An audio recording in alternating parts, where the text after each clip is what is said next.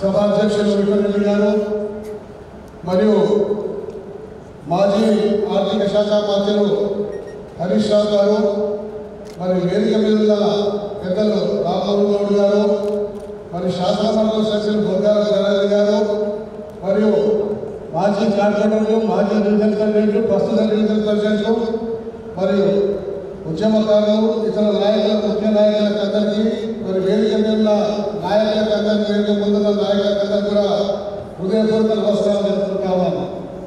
మరియు రాబోయే పార్లమెంట్ ఎన్నికలు దృష్టి పెట్టుకొని రాష్ట్రంలో ఉన్న అన్ని నియోజకవర్గాలలో ఇవాళ మన ప్రియతమ నాయకులు కేటీఆర్ గారు ఒకవైపు మరి హరీష్ రావు గారు ఒకవైపు ప్రతి నియోజకవర్గాల చుట్టూ కార్యకర్తలని కార్యోన్ముఖులు చేద్దామన్న ఉద్దేశంతో ఈ రోజు మన ఎన్నికలకు రావడం జరిగింది.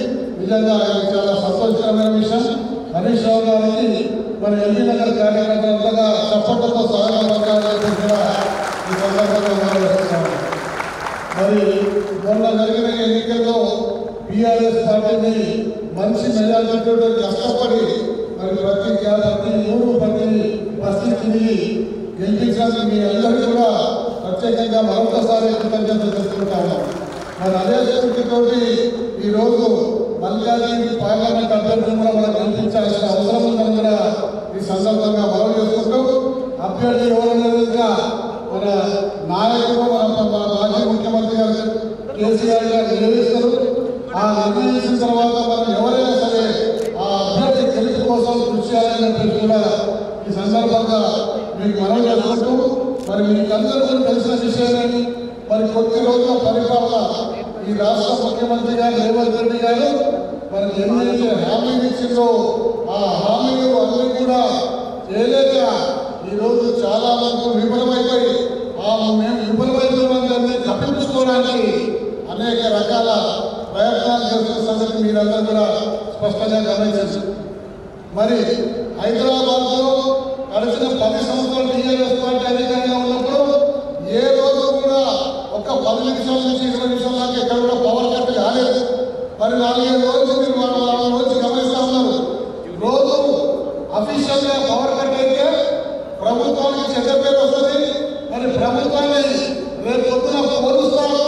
బీఆర్ఎస్ పార్టీ ఉన్నప్పుడు ఒక్క రోజు 10 సంవత్సరాలు పవర్ కట్ అనేది లేదు. మరి కాంగ్రెస్ పార్టీ రాగానే ఈరోజు పవర్ పోతుందని చెప్పేసి నిజంగా ప్రజల్లో చెడ్డ పేరు వస్తుంది. మరి రాబోయే పార్లమెంట్ ఎన్నికల్లో దుష్ఫలితాలు ఇస్తుందని చెప్పేసి ఉద్దేశంతో అఫీషియల్ పవర్ కట్ పెట్టకుండా రోజు 3 నుంచి 4 సార్లు గంట పవర్ కట్ అయితే సంగతి మీరు గ్రహిస్తుందా? మీకు దృష్టికి వచ్చిందా? రోజు 15 నిమిషాలు 15 నిమిషాలు కలిగిస్తాను. ఒక్కసారి తీస్తే తెలుస్తుంది ప్రజలకు. 15 నిమిషాలు అంటేనేమో అక్కడ ఆ గీట్లో ఇబ్బంది వచ్చింది, ఇక్కడ ఈ గీట్లో ఇబ్బంది వచ్చింది. మరి ఇంకా ఏదో రకంగా మెయింటెనెన్స్ పనుల కోసం రిపేర్ చేస్తుంది కాబట్టి ప్రజలు దాని మీద దృష్టి పెట్టారని చెప్పేసి దాదాపు గంటన్నర సేపు పవర్ కట్ ఫిబ్రవరి నెలలో మొదలైంది. అంటే మార్చి ఏప్రిల్ నెలలో మీరు ఏ విధంగా ఉన్న సంగతి ఒక్కసారి గ్రహించాలని చెప్పేసి సందర్భంగా మనం చేసుకుంటాము. మరి ఎన్నికల సందర్భంగా మన ముఖ్య నాయకులందరూ కూడా మన నాయకుడు కేటీఆర్ గారు, హరీష్ రావు గారు చాలా సందర్భాల్లో చెప్పిండు. కాంగ్రెస్ పవర్ ఇస్తే మీ పవర్ కట్ అయితే కూడా చాలా సందర్భాల్లో చెప్పిండు. మరి మీరు ప్రత్యక్షంగా ఈరోజు చూస్తూనే ఉన్నారు. రాబోయే రోజుల్లో అది ఇంకా తీవ్ర రూపం దాల్చుతుంది. తీవ్ర రూపం దాల్చి మీకు కనీసం 2 నుంచి 3 గంటల తర్వాత పవర్ కట్ అయిపోతుంది. ఇప్పుడే అధికారులు చెప్తున్నట్ట ఎన్నో అట్లా పార్లమెంట్ ఎలక్షన్ దాకా అనుకున్నారు. అయినా దాని తర్వాత చూస్తుందామని చెప్పి చెప్తున్నట్ట. కానీ ఈ మోసాలని ప్రజలు తప్పనిసరిగా గ్రహించాలని కూడా ఈ సందర్భంగా మేము గమనం చేసుకుంటాము. మరి మొన్నటికి మొన్న మీరందరూ తెలిసిన విషయమే. మన టీఆర్ఎస్ గవర్నమెంట్లో మన ప్రియతమ నాయకుడు కేటీఆర్ గారు మరి ఎన్నికల సందర్భంగా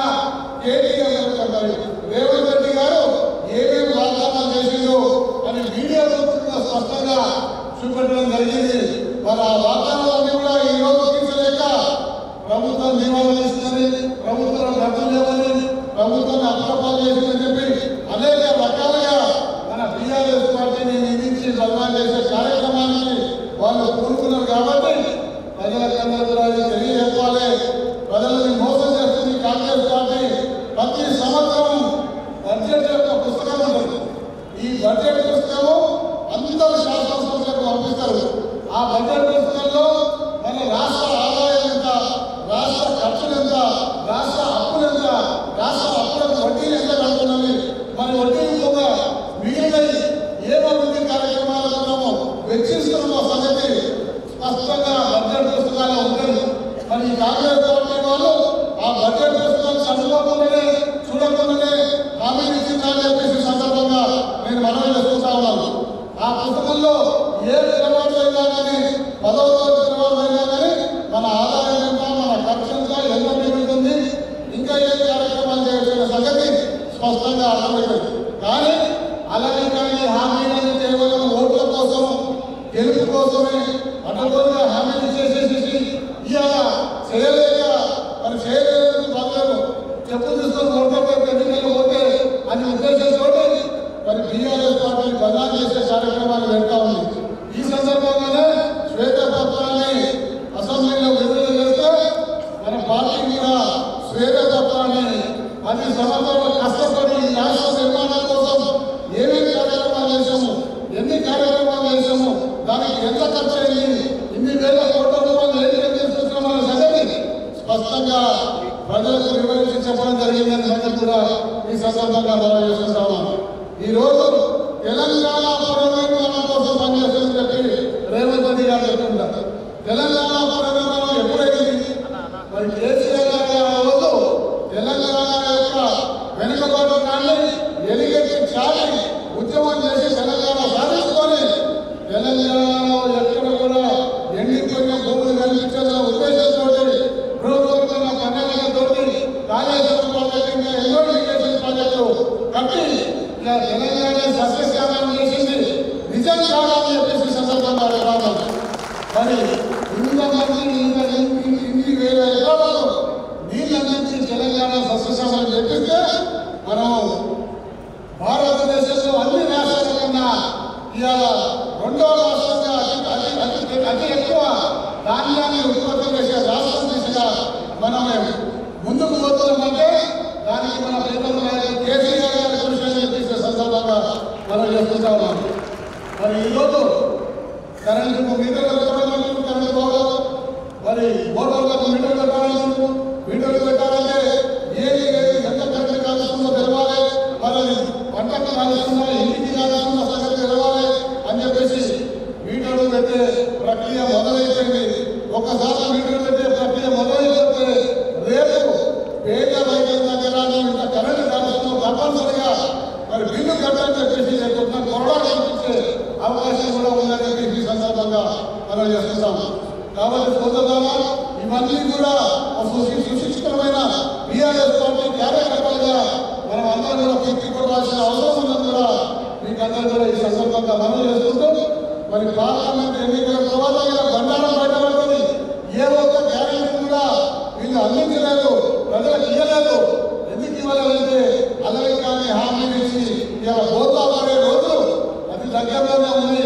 ప్రజలు మంది ఈ యొక్క ప్రభుత్వం మీద తిరగబడి రేపు పొద్దున మళ్ళీ అందరినీ ఇంటికి పంపించే అవకాశం ఉందని కూడా ఈ సందర్భంగా మనం చేసుకుంటూ మరి పెద్దలు హరీష్ రావు గారు పిలవగానే మా నియోజకవర్గానికి వచ్చి మా కార్యకర్తలను ఒకరు కలిసి మరి కార్యకర్తల మీటింగ్ అటెండ్ చేయాలని చెప్పి కోరగానే వచ్చినందుకు వారికి ప్రత్యేకంగా ధన్యవాదాలు చెప్పుకుంటూ మరి మన పార్టీ అధికారంలో రాకుండా పోయింది, మరి రాకుండా పోయింది, ఎక్కడ పొరపాటు జరిగింది, ఏ పొరపాటు జరిగిందనే సంగతి సమీక్ష చేస్తున్నారు. సమీక్ష చేసుకొని మొన్న కేటీఆర్ గారు టీఆర్ఎస్ భవన్లో స్పష్టంగా చెప్పిండు కొన్ని పొరపాటు జరిగిన మాట వాస్తవమే.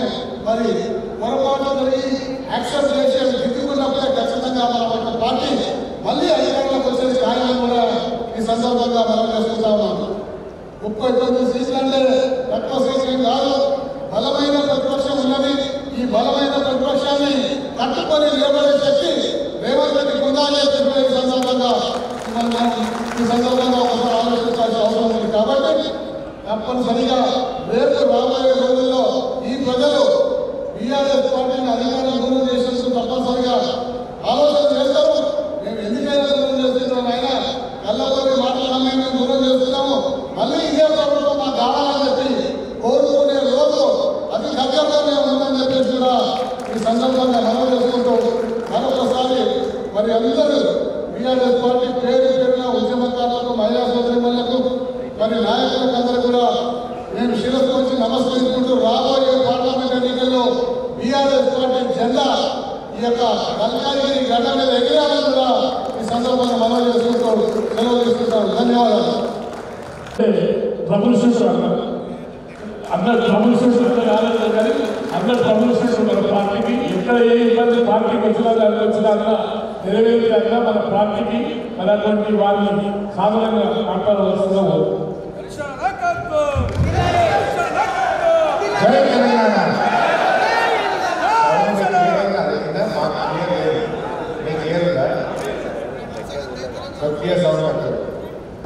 జై తెలంగాణ, జోహార్ తెలంగాణ వీరులకు కేసీఆర్ గారి నాయకత్వం. గౌరవనీయులు సభాధ్యక్షత వహించినటువంటి పెద్దలు విఠల్ రెడ్డి గారు, గౌరవ శాసనసభ్యులు పెద్దలు సుధీర్ రెడ్డి గారికి, గౌరవనీయులు రామ్మోహన్ గౌడ్ గారికి, గౌరవనీయులు వెంకటేష్ గౌడ్ గారికి, మా శాసన మండలి సభ్యులు గౌరవనీయులు పెద్దలు రాయనందన్న గారికి, ఎక్కువ రామ్మోహన్ గౌడ్ చాలా మంది ఉన్నారు. వేదిక మీద ఉన్న మాజీ కార్పొరేటర్లకు, మా మహిళా నాయకులకు, వేదిక మీద ఉన్న పార్టీ సీనియర్ నాయకులకు, ఉద్యమకారులకు, మా బీఆర్ఎస్ కుటుంబ సభ్యులకు, జర్నలిస్టులకు అందరికీ పేరు పేరున నా హృదయపూర్వక నమస్కారం తెలియజేస్తాను. కొంచెం ఆరోగ్యం పెట్టుకుంటే బాగుండే మీటింగ్, కానీ నేనే కేసీఆర్ గారి దగ్గర నాకు మీటింగ్ ఉంది 4కి పెట్టుకోమని చెప్పాల్సి వచ్చింది. ఇది జరిగే రాజుగారు సరే, ఏది ఏమైనా ఇవాళ మీరు నిజంగా గొప్పవారు. ఎల్బీ నగర్ కార్యకర్తలు, ఉద్యమకారులు అందరూ కలిసి ఇలా బ్రహ్మాండమైనటువంటి విజయాన్ని సాధించిన మీకు నా హృదయపూర్వక శుభాకాంక్షలు. మన పరిస్థితి ఎట్లయిపోయిందంటే ఉగాది నాడు మనం పచ్చడి తాగుతాం. ఇవాళ మన బీఆర్ఎస్ పార్టీ పరిస్థితి ఉగాది పచ్చడి కాదు ఎల్బీ నగర్. ఎందుకంటే సుదీర్ఘంగా గెలిచింది టీపీ ఉన్నది, కానీ అయ్యో కేసీఆర్ లేదు, మన ప్రభుత్వం లేదని చేదు ఉంటుంది. ఉగాది పచ్చడి టీపీ చేదు కలయికలతో ఉండేది. ఇవాళ మన పరిస్థితి కూడా తగ్గింది. బట్ ఏది ఏమైనా ఉగాది పచ్చడి చాలా శ్రేష్టమైనది. అట్లే బీఆర్ఎస్ పార్టీకి భవిష్యత్తు కూడా అద్భుతంగా ఉంటుంది. ఎవరు అడ్డుపడాల్సిన అవసరం లేదు. అయితే మనం కార్యకర్తలుగా, ఉద్యమకారులుగా అందరం కలిసిమెలిసి ముందుకు పోవాలి. నిజానికి జంట నగరాల ప్రజలు, పట్టణ ప్రజలు బీఆర్ఎస్ పార్టీకి బ్రహ్మరథం పట్టించారు. అన్ని సీట్లు తెలుసు, కానీ గ్రామీణ ప్రాంతాల్లోనే కొంత మనకు ఇబ్బంది జరిగింది. సరే, దాని మీద పార్టీ సమీక్ష చేసింది. ఏం జరిగింది అంటే చెప్పినారు, కొన్ని సూచనలు వచ్చినాయి. అరే కాదు, బంధువులు పెట్టిందన్నా ఈ దళిత బంధు, బీసీ బంధు మా ఊళ్ళలో లక్ష్యాలు చేసేసి, లేకపోతే రుణమాఫీ మొత్తం అయ్యేది ఉండే, ఇల్లు చెల్లించేది ఉండే, ఇంకా కొన్ని మంచి సూచనలు అయితే వచ్చినాయి. సరే, తప్పకుండా ఒక పార్టీ, ఒక రాజకీయ పార్టీ ఆత్మవిమర్శ చేసుకోవాలి. మన ఇంట్లోనే ఒక కుటుంబంలో ఏదైనా పొరపాటు జరిగితే పెద్దలు కూర్చుంటాం, మాట్లాడుకుంటాం, సరి చేసుకుంటాం, ముందుకు పోతాం. అట్లే ఒక రాజకీయ పార్టీ కూడా అన్నీ కూడా ఆలోచన చేసుకోవాలి. చేసుకోవడమే ఒప్పు, చేసుకోకపోతే తప్పు కదా. అందులో మనమే మొమ్మాట పడాల్సిన అవసరం లేదు. నిజానికి రాజకీయ పార్టీకి ఇప్పుడు విజయాలే ఉండవు. డెఫినెట్గా విజయాలు ఉంటాయి, అపజయాలు ఉంటాయి, మూలబాటలు ఉంటాయి, ముళ్ళబాటలు ఉంటాయి. ఇవేమీ మన బీఆర్ఎస్ పార్టీకి కొత్త కాదు. పార్టీ వెళ్ళినాడు మనం సిద్దిపేటలో అద్భుతమైన విజయం సాధించిన ఉప ఎన్నికలు, మెదక్లో పోతే ఓడిపోయిన రెండవ ఉప ఎన్నికలు. అట్లే 2004లో కేంద్రంలో చేరినాం, రాష్ట్రంలో చేరినాం, కానీ అప్పుడు కాంగ్రెస్ ప్రభుత్వం పట్టించుకోకపోతే రాజీనామాలు చేసి మళ్ళీ ఉద్యమాలు చేసి 2009లో తెలుగుదేశంతో కలిసినాం. అనుకున్న ఫలితాలు రాలేదు. అంత మాత్రాన మనమేమి అయ్యో రాలేదు అని ఆగిపోలేదు, రాలేదు అని కుంగిపోలేదు, అయ్యో భవిష్యత్తు లేదు అని బాధపడలేదు. ధైర్యంగా కొట్లాడినాం, ముంగంటి పోయినాం, తెలంగాణ రాష్ట్రాన్ని సాధించింది. అట్లనే ఇప్పుడు కూడా అయ్యో ఓడిపోయినామని బాధపడాల్సిన అవసరం లేదు. తప్పకుండా భవిష్యత్తు మళ్ళీ మనం బీఆర్ఎస్. ఇది ఒక స్పీడ్ బ్రేకర్ లాంటిది. ఒక స్పీడ్ బ్రేకర్ వస్తే బండి స్లో అవుతుంది, దాటనే మళ్ళీ పికప్ అందుకొని వేగంగా ముందుకు సాగుతుంది. అంటే మనకు కూడా మంచి భవిష్యత్తు ఉంటుంది. వాళ్ళు చాలా అద్భుతాలు మాట్లాడారు. అదే ఒక్కటి కాదు, మన తెలంగాణలో సామెత ఉంటుంది, నిజం గడవ దాటకుంటే అబద్ధం దూరంగా చూపిస్తారు. ఇలా కాంగ్రెస్ వాళ్ళు అబద్ధాలను చూపించేయగలిగారు. కాకపోతే పట్టణ ప్రజలు తెలివైన వాళ్ళు, విజ్ఞత కలిగిన వాళ్ళు, మీలాంటి మంచి కార్యకర్తలు ఉన్నారు, మీరు అన్ని అర్థం చేయించే ప్రయత్నం చేసేసి ఏం చెప్తున్నారు వాళ్ళు. ఒక అబద్ధం కాదు కదా, మన మీద దుష్ప్రచారం చేసేసి ప్రజలకు కూడా అడ్డగోలు హామీలు ఇచ్చేసి, ఇప్పుడు ఎప్పుడైనా మేము ఆ హామీల గురించి అడిగినామనుకో, అదే నేను తొందరగా ఇప్పుడే అడగరా, మేము మొన్ననే వస్తున్నాను. మరి మీరే కదా డేట్లు పెట్టింది, ఎవరు పెట్టిండ్రు డేట్లు? ఫుల్ పేజ్ యాడ్ ఇచ్చిండ్రు పేపర్లలో, ఎలక్షన్ల ముందట హస్తం గుర్తుకు ఓటేయండి. ఫిబ్రవరి 1వ తారీఖు నాడు మేము గ్రూప్ 1 ఉద్యోగాలకు నోటిఫికేషన్ ఇస్తామని ఫుల్ పేజ్ యాడ్ చేసిందా లేదా? మరి మొన్నే ఫిబ్రవరి 1వ తారీఖు పోయింది. ఎక్కడున్నది గ్రూప్ 1 నోటిఫికేషన్?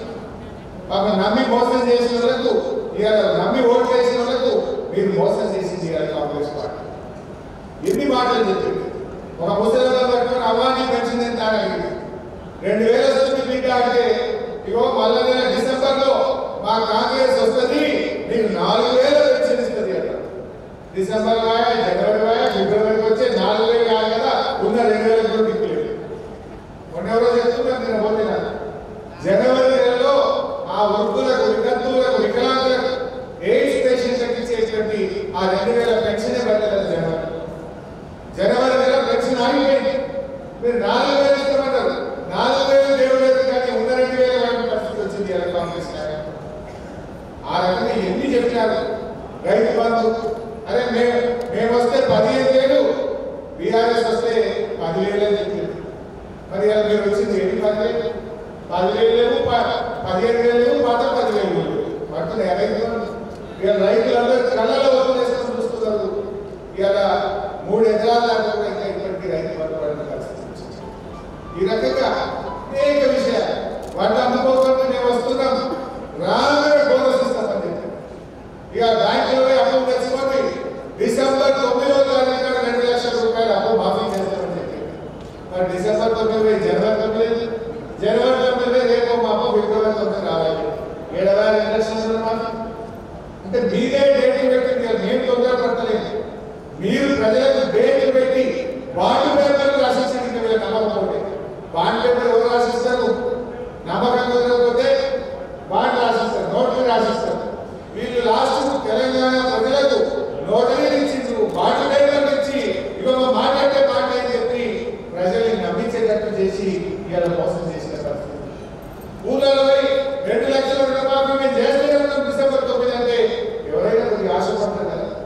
మరి ఏమైందా 2 లక్షల రుణమాఫీ? ఏకకాలంలో చేస్తామని బాండ్ పేపర్ ఇస్తుంది, నోటరీలు రాసిస్తుంది, ఇవాళ మాట్లాడుతున్నటువంటి పరిస్థితి. ఇదే విషయాన్ని మనం అడిగితే ఏమంటారు? అరే మీరు తొందరపడుతున్నారు ఏంటి అన్నారు. మరి ఎవరు చెప్పమన్నారు బాండ్ పేపర్ రాసిస్తుంది? 9 తారీఖు చేస్తామని చెప్పింది మీరు కాదా? డిసెంబర్ నెలలో ఉచిత కరెంటు స్టార్ట్ అవుతుంది, మా సోని అమ్మలేమి కరెంటు బిల్లు కట్టదండి. మరి డిసెంబర్ ఫిబ్రవరి వచ్చే ఈ బిల్లు ఎవరు కట్టాలనుకున్నారు? బిల్లులన్నీ సోనియా గాంధీ పంపుతారు కట్టమని చెప్తారు. చెప్పలేదు అదేమని కట్టి మా సోనియా గాంధీ కట్టున్నారు. మరి అలా ఫిబ్రవరి వచ్చినా కరెంట్ వాళ్ళు వచ్చి ముప్పు పెట్టి బిల్లు వసూలు చేస్తా ఉంటారు.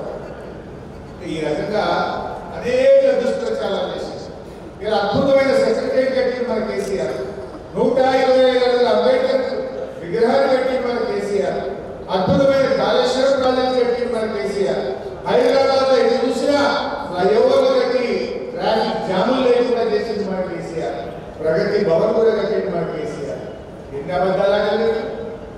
ఉత్తమ్ కుమార్ రెడ్డి పిసిసి అధ్యక్షుడిగా అన్నారు, ఏదో ప్రగతి భవన్ 150 బెడ్రూమ్లు ఉన్నాయన్నారు, స్విమ్మింగ్ పూల్ ఉన్నాయన్నారు, ఇట్లా కట్టిండ్రు అట్లా కట్టిండ్రు అని ఆలోచన దుబ్బలేదు. మొన్న నేను అసెంబ్లీలో పట్టుకొని గట్టిగా అడిగాను, అయ్యా ఉప ముఖ్యమంత్రి గారు, ఇప్పుడు నువ్వేమే ప్రగతి భవన్ ఉంటున్నావు కదా, ఇప్పుడు చెప్పవే ఎన్ని బెడ్రూమ్లు ఉన్నాయో ప్రజలకు సమాధానం చెప్పు, ఈ అసెంబ్లీ వేదికగా నేను అడుగుతున్నాను. చేసుకొని చదువుతున్నాయి. మరి చెప్పాలి కదా, చెప్పాలి కదా స్విమ్మింగ్ పూల్ ఉంటే. అంటే ఎన్ని దుష్ప్రచారాలు చేసిందంటే బట్టగాల్చి మీద వేసినట్టు చేసి రాజకీయం లబ్ధి పొందింది. బాధ కలిగేది ఏంటంటే కూడా ప్రతిపక్షంలో ఉన్నప్పుడు అంటే అబద్ధాలు ఆడతారు, ఏదో గెలవాలని మాట్లాడతారు. కానీ అధికారంలోకి వచ్చినాక కూడా అబద్ధాలు. కనీసం మిమ్మల్ని ఏమంటున్నా ఇలా గెలిచిండు, ఏదో ప్రజలు మిమ్మల్ని అన్ని ఓట్లు వేసిండు, నిజాయితీగా పాలించండి, ప్రజలకు ఇచ్చిన మాట నిలబెట్టుకోండి. అది ఇలా చేతగానటువంటి పరిస్థితి ఇలా కాంగ్రెస్ పార్టీ వాళ్ళకి అర్థమైంది. మేము ఇక ఇది ఇచ్చినట్లేము మాది కాదు అని వాళ్ళకి అర్థమైంది. అందుకే ఈ మధ్య కొత్త డ్రామా స్టార్ట్ చేసింది. ఏంటి నిద్ర 17 ఎంపీలు గెలిస్తే రాహుల్ గాంధీ ప్రధానమంత్రి అయితే మేము ఈ 6 గ్యారెంటీలు అమలు చేస్తాం. ఈ దేశంలో ఎవరైనా ఇప్పుడు రాహుల్ గాంధీ ప్రధానమంత్రి అయితే మొన్ననే చెప్పిన ఎవరు మమతమ్మ గారు, వెస్ట్ బెంగాల్ ముఖ్యమంత్రి మమతా బెనర్జీ గారు చెప్పిన కూడా ఇక్కడ అరే కాంగ్రెస్ పార్టీలు బాగా ఎదుగురు దుక్కురు మీ ముఖానికి 40 సీట్లు తెచ్చుకోండి ఎంపీ చాలు అన్నారు. మీకు 40 సీట్లు వస్తాయి యాభై మమతా గారు అంటే 40 సీట్లు కానీ కాంగ్రెస్ పార్టీ దేశంలో అధికారంలోకి వస్తారా? అసలు ఇండియా రోజు తీసుకుపోతుంది పేట పెట్టాలి. ఆయన నితీష్ వెళ్ళిపోయాడు, కేజ్రీవాల్ వెళ్ళిపోయాడు, మమతా బెనర్జీ వెళ్ళిపోయింది, సిపిఎం పార్టీ వెళ్ళిపోయింది. అసలు వాడు ఉండడాన్ని ఇండియా మరి యాభై అధికారంలోకి వస్తుంది అంటే ఇక రేవంత్ రెడ్డి గారు నిర్ణయం తయారు చేస్తుంది. ఇక ఆయన కూడా అర్థమైంది ఇండియా రాదు, రాహుల్ గాంధీ ప్రధానమంత్రి రాదు. అందుకే చిన్న ఇప్పుడు ఒక మాట అంటున్నారు ఏమని, అరే ఢిల్లీలో మా గవర్నమెంట్ అసలు రాలేదు, ఇక ఈ 6 గ్యారెంటీ మాకు శాతం కాదు అని సేతులు లేబడి కొత్త వర్గం స్టార్ట్ చేస్తా ఉన్నాడు. ఈ విషయాన్ని మనం ప్రజలకు చెప్పాలి. నిజంగా నువ్వు ప్రజలకు ఇచ్చిన మాట నిజమైతే ఈ పార్లమెంట్ ఎన్నికల్లోనూ మా అమ్మ తాతలకు 4,000 పెన్షన్ ఇచ్చి నువ్వు ఓటు అడగాలని చెప్పి నేను డిమాండ్ చేస్తా ఉన్నా. నిజంగా నీ మాట మీద ఉండే వాళ్ళైతే పార్లమెంట్ ఎన్నికల నోటిఫికేషన్ వచ్చే లోపు మా అక్క చెల్లెలకు నెలకు 2,500 రూపాయలు బ్యాంకులలో వేసి నువ్వు ఓటు అడగాలని చెప్పి నేను డిమాండ్ చేస్తా ఉన్నా. రేవంత్ రెడ్డి నిజంగా మాట మీద ఉండే వాళ్ళైతే డిసెంబర్ 9 2 లక్షల రుణమాఫీ చేస్తాను, ఆ రుణమాఫీ చేసినట్టునే మా రైతుల ఓటు అడగాలని చెప్పి ఈ రోజు నేను డిమాండ్ చేస్తా ఉన్నా. నీకు నిజాయితీ ఉంటుంది మాట మీద నిలబడి, కానీ అన్ని జూటా మాటలు మాట్లాడు ఇవాళ కాంగ్రెస్ పార్టీకి అర్థమైంది, అలవాటైంది. ఇవాళ మార్పు అంటారు, ఇవాళ మార్పు వచ్చింది అదే 2 నెలల వచ్చింది, కొద్దిగా మార్పు వచ్చింది. 6 లక్షల మంది ఆటో కార్మికులను రోడ్డు మీద వేసిండ్రు. 6 లక్షల మంది ఆటో కార్మికుల జీవితాలు మాత్రం ఆగం చేసి ఇలా మార్పు అయితే తెచ్చింది. ఇలా ఇప్పటికీ 12 మంది ఆటో రిక్షా కార్మికులు ఆత్మహత్య చేస్తున్నారు. ప్రగతి భవన్ ముందు పోయి ఆటో తగలబెట్టినటువంటి పరిస్థితి మన టీవీలో చూస్తే బాధ కలుగుతారు. మార్పు వచ్చింది. మన సునీగంట చెప్పినట్టు ఊర్లో అయితే రోజుకు వ్యవసాయానికి 8 గంటల కరెంట్ తీసేస్తుంది. పట్టణాలలో అప్రగతిమైన కరెంటు పోతుంది. అర్ధగంట గంట కరెంటు పోతేనే కాంగ్రెస్ వచ్చింది, కరెంటు పోయింది అంటారు బాబు. ఒక స్కూల్ అమ్మాయి స్కూల్ అయితే ఉంటే 9వ తరగతి అమ్మాయి ఆయన టీచర్ పాటలు చెప్తుందట, కరెంటు పోయింది. ఆ అమ్మాయి గమనాలి కాంగ్రెస్ వచ్చింది, కరెంటు పోయింది అంటారు. 9వ తరగతి అమ్మాయి ఇవాళ కరెంటు కోతలు, ఇవాళ మార్పు వచ్చింది, కరెంటు కోతల్లో మార్పు వచ్చింది. అదేవిధంగా రైతు బంధు కేసీఆర్ గారు ఉండగా కరోనా లాంటి కష్టకాలంలో ప్రభుత్వ ఆదాయం లేకపోయినా 45 రోజులు లాక్డౌన్ ఉన్నా ఆనాడు కేసీఆర్ గారు సకాలంలో రైతు బంధు డబ్బులు ఇచ్చిండు, రైతుల్ని కాపాడుతున్నాడు కేసీఆర్. కానీ కాంగ్రెస్ వచ్చి ఫిబ్రవరి నెల వచ్చినా ఇప్పటిదాకా రైతు బంధు అడ్డటువంటి పరిస్థితి లేదు. అసలు ఎప్పుడన్నా ఫిబ్రవరి దాకా రైతు బంధు అడగకుండా పదేళ్ళ కేసీఆర్ గవర్నమెంట్ అంటే మీరు రైతు బంధు విషయంలో ఇలా మార్పు తీసుకొచ్చినారు. అదేవిధంగా ఈరోజు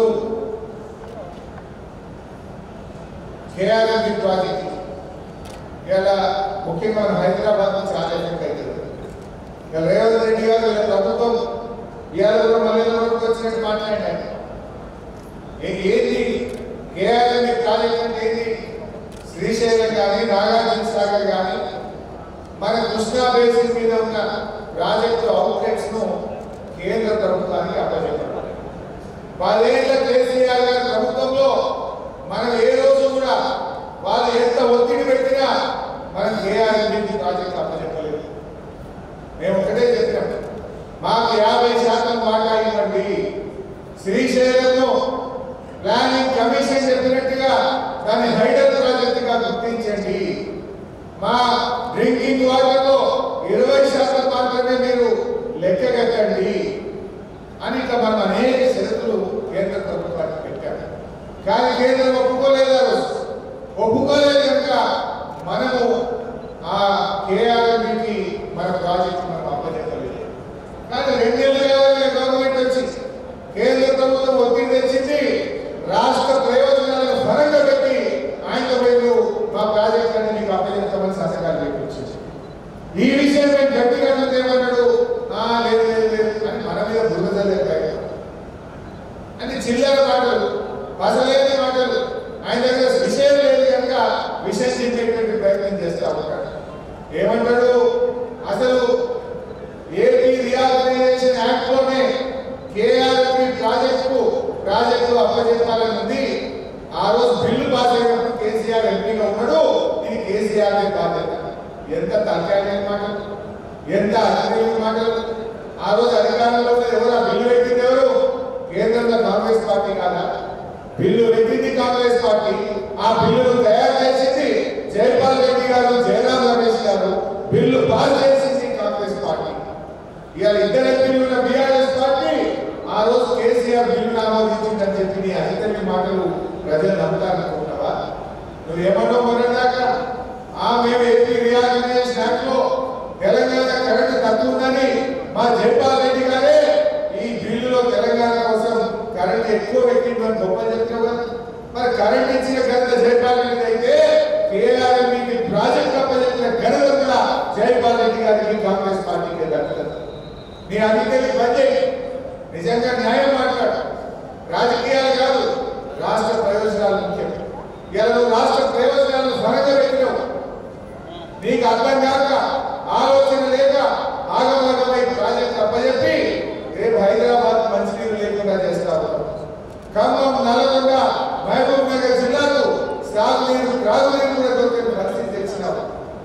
ఇవాళ నుంచి ఒక్క తప్పు చేసి ఆ తప్పును కప్పిపుచ్చుకోవడానికి ఇలా 100 అబద్ధాలు మాట్లాడే విధంగా ఇవాళ రేవంత్ రెడ్డి గారు ఆయన ఇష్టం వచ్చినట్టుగా మాట్లాడతారు. పోతిరెడ్డి పాట గురించి మాట్లాడతారు. అసలు పోతిరెడ్డి పాట గురించి మాట్లాడే హక్కు రేవంత్ రెడ్డి గారికి ఉన్నదా అని అడుగుతా ఉన్నా. నువ్వు ఆ రోజు తెలుగుదేశం పార్టీలో ఉండి ఒక్కడాలలో పోతిరెడ్డి పాట ప్రాజెక్ట్ గురించి మాట్లాడావా? మేము కొట్లాడాం. ఆనాడు తెలంగాణకు అన్యాయం అవుతుందని పోతిరెడ్డి పాటలు పొక్కకొచ్చి రాయలసీమకు నీళ్లు తీసుకుపోతుంటే 30 రోజులు అడ్జస్ట్మెంట్ మోసగించి ఆంధ్రప్రదేశ్ అసెంబ్లీని స్తంభింపజేసింది టీఆర్ఎస్ పార్టీ. మేము ఆనాడు మా మంత్రి పదవులు ఒక్క ఏడాదికి రాజశేఖర రెడ్డి కేబినెట్ లో మంత్రులుగా ఉన్న నేను కానీ, నాయన నరసింహారెడ్డి గారు కానీ మా తెలంగాణకు అన్యాయం చేసే ఈ కాంగ్రెస్ ప్రభుత్వంలో మేము ఉన్నామని ఒక ఏడాదికే మంత్రి పదవులను గట్టిపోతులాగా మీ కాంగ్రెస్ ముఖం మీద విశ్లేషణ పోతిరెడ్డి పాటను అడ్డుకోవడానికి కృషి చేసింది మేము. నువ్వు అలా తెలుగుదేశం పార్టీలో ఉండి పెదవులు మూసుకున్న రేవంత్ రెడ్డి నువ్వా మా గురించి విమర్శించేది? సూర్యుడి మీద ఉండేస్తే నీ ముఖం మీద పట్టలేదు, అది నీ మీదనే పడుతుంది. రేవంత్ రెడ్డి గారు ఒకసారి నీ ఈపు చూసుకో, వెంట చూసుకొని మాట్లాడు అని చెప్పి నేను ఆయన కోరుతాను. ఇలా ఏమైపోయిందంటే ఆయన పరిస్థితి ఎంతసేపు చిల్లర మాట్లాడు, సబ్జెక్టు లేక చౌకబారు మాట్లాడు. ఆయన ఇలా పొద్దున ఓ మీటింగ్ పోయింది వెంకయ్య నాయుడు గారికి, వారికి పద్మవిభూషణ్ అవార్డు వస్తే సన్మానానికి పోయింది. ఏం చెప్పింది వెంకయ్య నాయుడు గారు? రేవంత్ రెడ్డి హితో పలికిండు, రాజకీయాల్లో కొంచెం జాగ్రత్తగా మాట్లాడు, రాజకీయాల్లో హుందాతనం ఉండాలి, రాజకీయాల్లో గౌరవం పెరిగేటట్టు, ప్రతిష్ట పెరిగేటట్టు మాట్లాడాలని పొద్దుగాల చెప్పింది. మధ్యాహ్నం వచ్చినట్టు సెక్రటరీలో మళ్ళీ అన్ని చిల్లర మాట్లాడతారు, అసభ్యకరంగా మాట్లాడతారు. అసలు చిన్నపిల్లలు టీవీ చూస్తే రాజకీయాలంటేనే వాళ్ళకు మరి అసహ్యం కలిగే విధంగా ఇవాళ భాష. ఇవాళ ముఖ్యమంత్రిగా ఉండు, ఉందాగా ఉండు, విషయం మీద మాట్లాడు, చర్చ పెట్టు అసెంబ్లీలో. ఇవాళ అసెంబ్లీలో చర్చ పెట్టిన మాట్లాడు. Yes we're ready. నువ్వు ఎప్పుడు పెట్టు, నీ దిమ్మది అసెంబ్లీలో సమాధానం పెట్టాలి. గతంలో మా కేసీఆర్ గారు ఇదే అసెంబ్లీలో పవర్ పాయింట్ ప్రజెంటేషన్ పెడితే మేము ప్రిపేర్ కాలేదు, మొక్కలు చాటేసి పారిపోయింది కాంగ్రెస్ పార్టీ. బట్ మేమంతా పారిపో, నీ దిమ్మదిరిగే సమాధానం చెప్తాం. మేము తయారుగా ఉన్నాం. నువ్వు చేసిన తప్పును తెలంగాణ ప్రజలకు అర్థమయ్యేటట్టు అసెంబ్లీ సాక్షిగా నీ సంగతి ఏంటో బయట పెట్టాలని చెప్పి మనం చేస్తాం. ఇలా వాళ్ళకి ఏమైపోయిందంటే నోటుకొచ్చినట్టు మాట్లాడారు. ఆనాడు ప్రతిపక్షంలో ఉంటే ఎట్లా మాట్లాడారో ఇలా అధికారంలో ఉంటే కూడా అదే మాట్లాడారు. వాళ్ళు చేయాల్సిందేంటి? వాళ్ళు ప్రజలకు ఇచ్చిన హామీలు నిలబెట్టాలి. అది చేయచాతగాక, అది చేయడానికి అవకాశం లేక ఇవాళ మన మీద విరుచుకోబట్టినటువంటి పరిస్థితి. మీరు మాట్లాడే డిసెంబర్లో 4,000 పెన్షన్ ఇస్తామన్నది మీరు కాదా? డిసెంబర్ 9 నాడు 2 లక్షల రుణమాఫీ చేస్తామన్నది మీరు కాదా? రాగానే 15,000 రైతు బంధు ఇస్తామని మాట తప్పింది మీరు కాదా? రాగానే వడ్లకు 500 బోనస్ ఇస్తామని మాట తప్పింది మీరు కాదా? ఇలా మాట తప్పింది మీరు. అది చేతగాక ఇవాళ ఏదో ఓడలేక ఆడలేక ఓడ మధ్యలో వచ్చిందని సమస్య ఉంటుంది. ఆ రకంగా పరిస్థితి ఇలా మీరు పరిపాలన చెందగానే పరిస్థితి ఉన్నది. బట్ అందువల్ల నేను మీ అందరినీ కోరేది ఒకటే, పార్లమెంట్ ఎన్నికల తర్వాత అయితే ఆయన చేస్తారు. నా సుధీర్ అన్నట్టు ఇప్పుడైతే రోజు గంట 2 గంటలు అర్ధగంట ఇస్తూ కరెంట్, కానీ పార్లమెంట్ తర్వాత ఆయన కోత పెట్టారు. పల్లెటూరులో కూడా రైతులకైతే 8 గంటలు కోత పెట్టేది. మనం ప్రజలకు మనం జాగ్రత్తగా చెప్పాలి. డెఫినెట్గా ఢిల్లీలో కాంగ్రెస్ గెలిచేది లేదు. మనము ఈ మల్కాజ్గిరి ఎంపీ కూడా ఖచ్చితంగా గెలవాల్సిన అవసరం ఉంది. ఎట్టి పరిస్థితుల్లో కూడా అయ్యో ఏమైతుందని మనం అనుకోవద్దు. మనం రేపు ఢిల్లీలో తెలంగాణ కలం విప్పాలన్నా, ఈ కాంగ్రెస్ పార్టీ మెడలు వంచాలన్నా మనం ఎంపీ సీట్ గెలవాల్సిన అవసరం ఉంది. రేపు మనకి ఎంపీ కూడా 5 కోట్ల ఫండ్స్ ఉంటాయి. మన కార్యకర్తలు ఏదైనా చిన్న చిన్న వర్క్స్ ఉన్నా, ఏదైనా మీరు ప్రజలకు ఇచ్చిన కమిట్మెంట్ ఉన్నా మనం చేసుకోవడానికి మనకు అవకాశం ఉంటుంది. అందువల్ల 7 ఎమ్మెల్యేలు మనమే ఉన్నాం, కానీ ఎక్కడ కూడా నిర్లక్ష్యం ఉండదు. సుధీర్ రెడ్డి కోసం ఎంత కష్టపడ్డారో, సుధీర్ రెడ్డి గారి గెలుపు కోసం అందరూ కలిసి ఏ రకంగా ప్రయత్నం చేసిందో, రేపు మల్కాజ్గిరి ఎంపీ సీట్ కోసం కూడా మనందరూ కూడా కలిసి పనిచేయాల్సిన అవసరం ఉంది. ఇది మనకు చాలా ముఖ్యమైనటువంటి మన భవిష్యత్తు. దీని తర్వాత వెంటనే ఏమైతుంది, మీకు లోకల్ బాడీ ఎలక్షన్ వస్తాయి, కార్పొరేట్ ఎన్నికలు. ఇక ఇంకో మంచి ఉదాహరణ చెప్పి నేను ముగిస్తే ఎక్కువ టైం తీసుకోవాలి. మన జిహెచ్ఎంసీ ఎన్నికల ముందు వరదలు వచ్చినాయి. వరదలు వస్తే ఏమైంది, ఇదే బీజేపీ వాళ్ళు మన ఎంపీ దగ్గర మోటార్ సైకిల్ పోతే మోటార్ సైకిల్, కారు పోతే కారు, ఇల్లు పోతే ఇల్లు, గుండు పోతే గుండు, బండి పోతే బండి. అంటే ప్రజలు అన్నింటిలో అలాగే గెలిచిన వచ్చింది, ఆ బండి రాలే, గుండు రాలే. తర్వాత బండి వేసి కొట్టే హైదరాబాద్ ఒక్క సీట్ కలిగిన పరిస్థితి ఇలా బీజేపీ చూసింది. రేపు కాంగ్రెస్ ఏం చెప్పారు కాంగ్రెస్ వాళ్ళు, ఇక 2 లక్షల రుణమాఫీ, 15,000 రైతు బంధు, అక్క జిల్లాలకు 2,500, 4,000 ఆసర పెన్షన్, తులం బంగారము, ఇవన్నీ ఇస్తారని ఓటేసారు. రేపు ఇవి రాలేదనుకో, మొన్న బీజేపీ ఎట్లా పండుగ తీసుకొచ్చిండ్రో రేపు కాంగ్రెస్ పార్టీ కూడా అదే పండుగ తీసుకొచ్చి అది రేపు కార్పొరేట్ ఎన్నికల్లో మీకు లాభం అయితే రేపు మీరు కార్పొరేట్ గెలవగలుగుతారు ఈజీగా. ఇంకో ఏడాది 2 ఏళ్ళ టైం పెడతారు. అప్పటివరకు మీరు సంక్రాంతి బయటపడరా.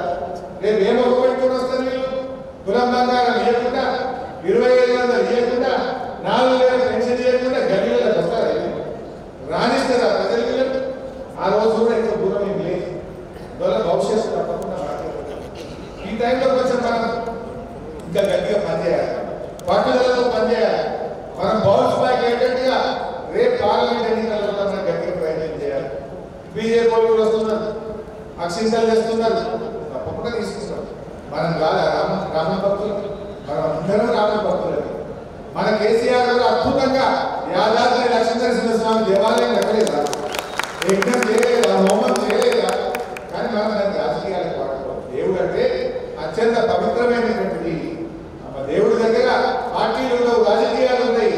దేవుడు అందరికీ సమానం. మనం కూడా దేవుడిని పూజిస్తాం, దేవాలయాలు నిర్మించాం, యజ్ఞ హోమాలు చేసాం, కానీ ఎప్పుడు రాజకీయాలు చేయలేదు. రాజకీయం డిఫరెంట్, దేవుడు అందరికీ సమానం, దేవుడు అందరి వాడు. అందువల్ల మనం దేవుడి గురించి ఎప్పుడు రాజకీయాలు చేయలేము. అందువల్ల మనము తప్పకుండా రాముని పూజిస్తాం, రాముని ఆరాధిస్తాం, కానీ అంత మాత్రాన రాజకీయాలు మాత్రం డెఫినెట్ గా రేపు వాళ్ళకు మనం చైతన్యం తేవాలి. రేపు ఈ రాష్ట్రం సుభిక్షంగా ఉండాలంటే, రాష్ట్ర హక్కులు కాపాడబడాలంటే, రాష్ట్ర ప్రయోజనాలు కాపాడాలంటే, ఈ కాంగ్రెస్ మెడల్ మంచి హామీలు అమలు జరగాలంటే మన బీఆర్ఎస్ పార్టీ గెలవాలి అని చెప్పి మీరు అందరూ ప్రజల్లో ఎక్కడికక్కడ చర్చ పెట్టండి. కొంతమంది అంటుండొచ్చు, అన్నా మీరు ఢిల్లీలోని గవర్నమెంట్ లేదు, రాష్ట్రంలో లేదు కదా అని మాట్లాడతారు. గల్లీలో ఎవరున్నా, ఢిల్లీలో ఎవరున్నా, ఈ తెలంగాణ కోసం పోరాడేటోడు బీఆర్ఎస్ ఒకటే, ఈ తెలంగాణ కోసం పోరాడేటోడు బీఆర్ఎస్ ఒకటే, అందుకే బీఆర్ఎస్ గెలవాలి అనే విషయాన్ని కూడా మనం వాకింగ్లో కానీ, కిట్టి పార్టీలో కానీ, ఫంక్షన్లలో కానీ, మీటింగ్లో కానీ, కాలనీ మీటింగ్ కానీ, అపార్ట్మెంట్ మీటింగ్ కానీ, గేటెడ్ కమిటీ మీటింగ్ కానీ అన్ని చోట్ల కూడా చర్చ పెట్టాల్సిందే. మనం గెలిస్తేనే ఈ హైదరాబాద్ భద్రంగా ఉంటుంది, ఈ హైదరాబాద్ అభివృద్ధి కొనసాగుతుంది, ఈ తెలంగాణ ప్రయోజనాల కోసం మనం పోరాటం అనేటువంటి విషయాన్ని మనం గట్టిగా ప్రజల్లో తీసుకుపోవాలి. అందువల్ల ఎవరో ఏదో చెప్పినంత మాత్రాన మనం ఎక్కడ మీరెవరు అసైనపడద్దు. ఏ చిన్న ఇబ్బంది వచ్చినా హైదరాబాద్లోనే మనకు కావాల్సిన మంది ఎమ్మెల్యేలు ఉన్నారు. మేమందరం ఉన్నాం. ఎక్కడైనా అక్రమ కేసులు పెట్టినా మన కార్యకర్తల్ని వేధించినా అవసరమైతే సుధీరంగా చెప్పండి, మేమందరం కూడా వచ్చి మిమ్మల్ని కాపాడుకుంటాం. మీకు రక్షణ ఎవరు కూడా మనం వెనుక చూసేది లేదు. అసలు నిజంగా వెనుక చూస్తే తెలంగాణ వచ్చిన అయ్యా అట్లా అధైర్యం పడితే ఈ రాష్ట్రం వచ్చినా మనకి రోజు అది మనకు మన పార్టీ ముందుకలోనే లేదు. అదే పట్టుదలతో ముందుకు పోదాం. వీళ్ళు కమ్ బ్యాక్, తప్పకుండా వీళ్ళు బౌన్స్ బ్యాక్. దానికోసం అందరం కలిసికట్టుగా ముందుకు పోవాలి. మరి పార్లమెంట్ ఎన్నికల కోసం దయచేసి కార్యకర్తలు నాయకులు ఇప్పటి నుంచే మీ సమయాన్ని కావాలని చెప్పి కోరుకుంటూ జై తెలంగాణ. ధన్యవాదాలు. మీరు చెప్పిన స్ఫూర్తితో మేము బాగా నిలబెడతాం. తప్పక మీ ఆధ్వర్యంలో ఆధ్వర్యంలో మరి మన అభ్యర్థి విజయాన్ని తప్పగా మా ఎంపీ నాడు కాన్స్టిట్యూన్సీ ఇలాంటి ప్రయత్నం చేస్తూ మా కార్యకర్తలకు మేము నాయకులకు పార్టీ క్యాండిడేట్ తీసుకుంటాం. Thank you.